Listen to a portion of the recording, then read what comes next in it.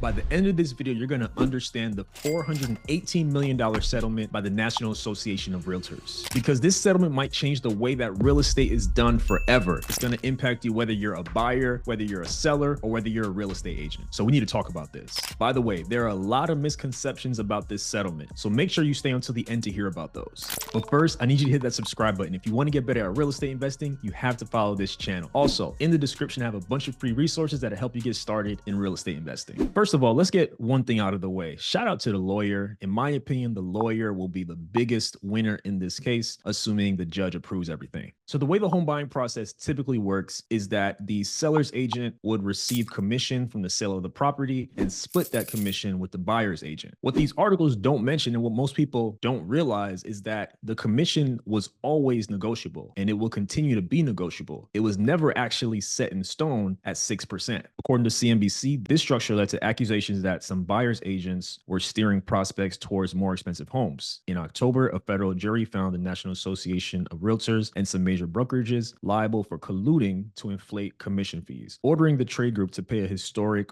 $1.78 billion in damages. So you have some of the context. Obviously, NAR is settling for $418 million, and we'll talk about more of those details as we go through the video. So first, let's talk about how this settlement impacts home buyers. So if this is approved, sellers will no longer have to offer compensation to the buyer's agent. I don't actually think this is a good thing because it could potentially increase the cost for a home buyer if they have to pay commission to their agent. Let's look at a quick example of the potential impact. So the median home price in the US is $417,000. So we'll go off of that. A 20% down payment is $83,400 plus closing costs. So let's say a buyer agrees to pay their agent 3% because a seller on a property they're interested in and the seller's agent aren't including any compensation. That would increase their cost by another $12,510. So you let me know, if you are buying a home, would you prefer to purchase a property where your agent wouldn't get any commission from the seller side and you have to come out of pocket? Or would you rather purchase a property where you wouldn't have to pay any commission from your pocket to your agent? Let me know. Another part of the settlement is that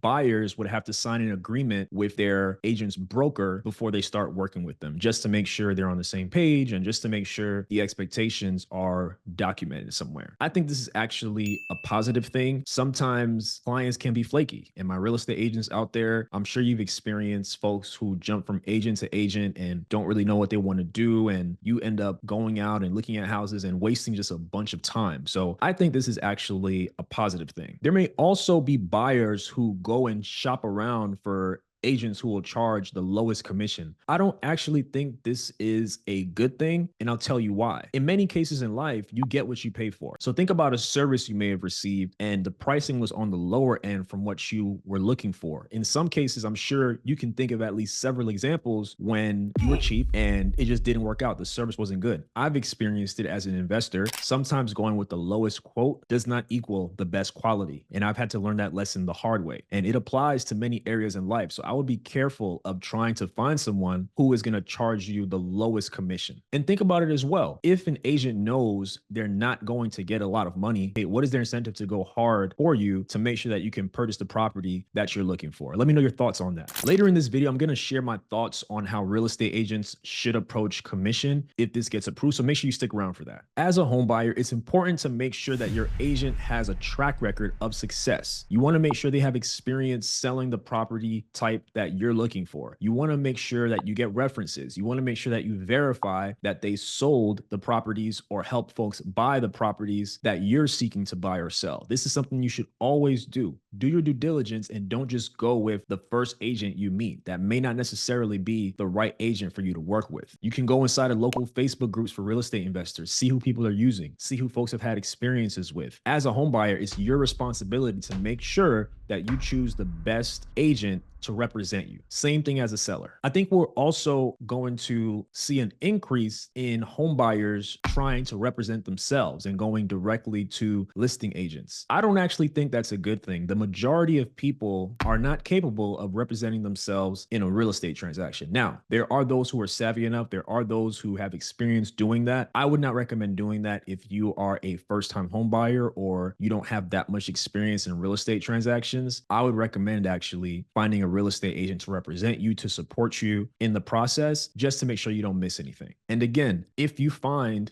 a competent real estate agent, it can save you money, it can get you good deals, and make sure that you have a smooth process. And in many cases, more so than if you try to do it yourself. Next, let's talk about the potential impact on sellers. Trust me, it's not what you think. So home sellers who brought lawsuits against the National Association of Realtors have argued that in a competitive market, the cost of the buyer's agent's commission should be paid by the buyer who received the service, not the seller. The sellers who brought the lawsuit against the National Association of Realtors and the brokerages said that buyers should be able to negotiate the fee with their agent and that sellers should not be on the hook for paying it. So I have to put this out there before we go further. A lot of sellers out there are delusional. In some of my previous videos, we've talked about homes that are way overpriced for the area, homes that have had huge price cuts, homes, condos, and so forth that are just sitting on the market because nobody wants them and nobody can afford them. A lot of sellers out there are looking at this settlement and thinking that they can justify their high prices. I think that's false, and I think that's completely misguided. The fact of the matter is, if you have unrealistic expectations of what your home is worth and what someone is willing to purchase it for, your house will sit. It'll sit for months and other houses will go faster. We're going to get a little more into that, but just know that. In my opinion, sellers and sellers agents who don't offer a commission split with the buyer's agents, your homes are going to sit. If you want to be cheap, your home is going to sit. People will flock to properties where there's a commission split. Why? Because the real estate agent is more incentivized and it's money that the buyer doesn't have to spend out of their pocket on top of down payment, on top of closing costs and all these other expenses when it comes to buying a property. So I believe that those who offer that split will do well. The fact of the matter is a good buyer's agent is working hard to get their client a good deal. They're working hard to guide them through the process. They're working hard to make sure the deal is fair for all parties and they deserve to be compensated. No one's going to work for free. If you think buyer's agents are going to be out here working for free, you are mistaken. You wouldn't work for free. You wouldn't go to your job for free. So I don't understand why anybody would think that an agent will go out there and work hard to get pennies or to get nothing. It doesn't make any sense.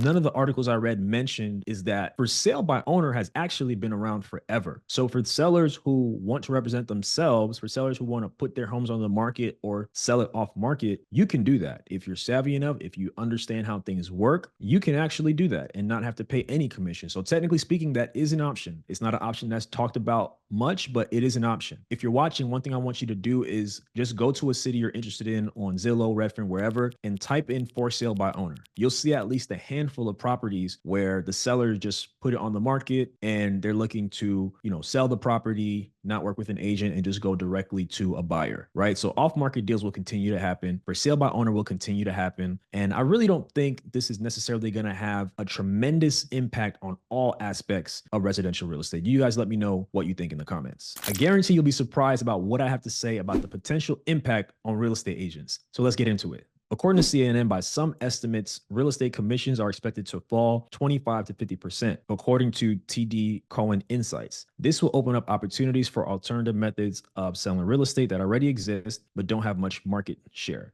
including flat fee and discount brokerages. So I think this is absolute nonsense. As I was reading that article, I didn't see any evidence that could point towards a potential huge drop in commissions like that. Like I said, I don't know any real estate agent who's willing to work for free or willing to work for pennies on the dollar just to close the sale. It's a job. It takes a lot of work if you are someone who's competent and really advocating for your client to get a deal to close, to find the right property. So I don't see why anybody would do all that work for a meager commission. With that said, I do see a potential increase in a flat fee arrangement or discount brokerages. There are some things like that I think will happen. So I do agree with that part of it. So something else I read that I think was ridiculous is there is a thought out there that this situation will decrease home prices. And I think that is absolute nonsense. Real estate agent commissions have nothing to do with home prices. One of the factors impacting home prices is inventory. Nationwide, we have about half as much inventory as we need for a balanced market, as you can see. This means that we need to build more, we need to increase the available inventory so prices can start coming down a bit. And one of the reasons for a lack of inventory is the fact that, according to Redfin, 89% of folks with a mortgage have a rate below 6%.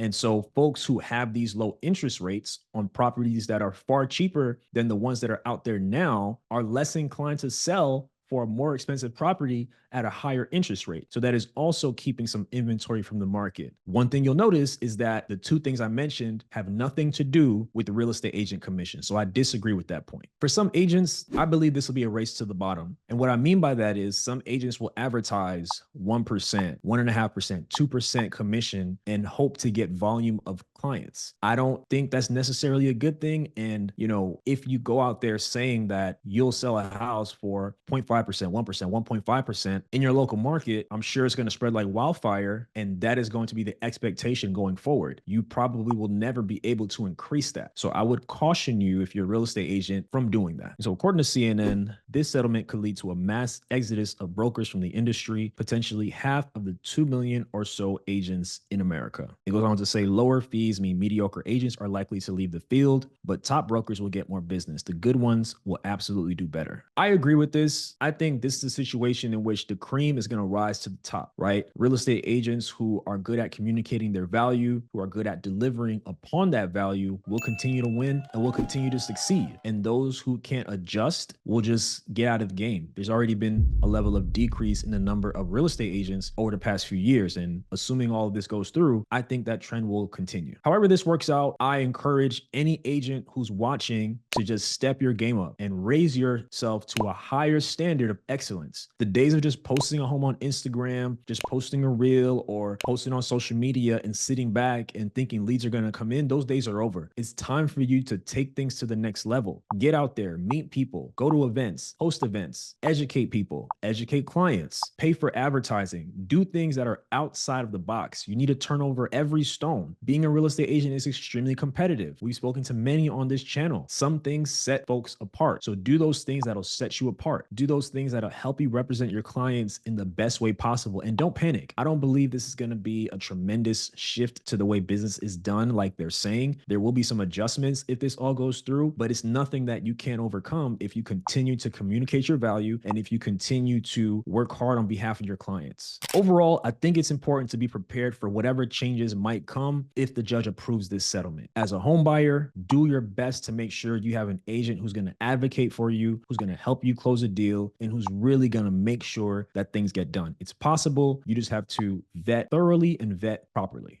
If you're a seller or a seller's agent, don't be so quick to think that, oh, now I don't have to include commission anymore. I get to save that money. I guarantee your home is going to sit. So be open-minded to negotiating and offering compensation to the buyer's agent. You will put yourself in a better position and you will get that home off your hands much faster. If you're a buyer's agent, be careful to not race to the bottom as far as commission, as far as your compensation. All the good agents out there, I know how hard you work to find deals for your clients. I know how hard you work showing houses and things of that nature. And I know how frustrating it is to do all that work and you may not even get paid. So continue to advocate for yourself, continue to advocate for your clients, and keep your standards high. So now that you know about the potential implications of the NAR settlement, I want you to learn about the condo market crash in Miami. Check out this video right here.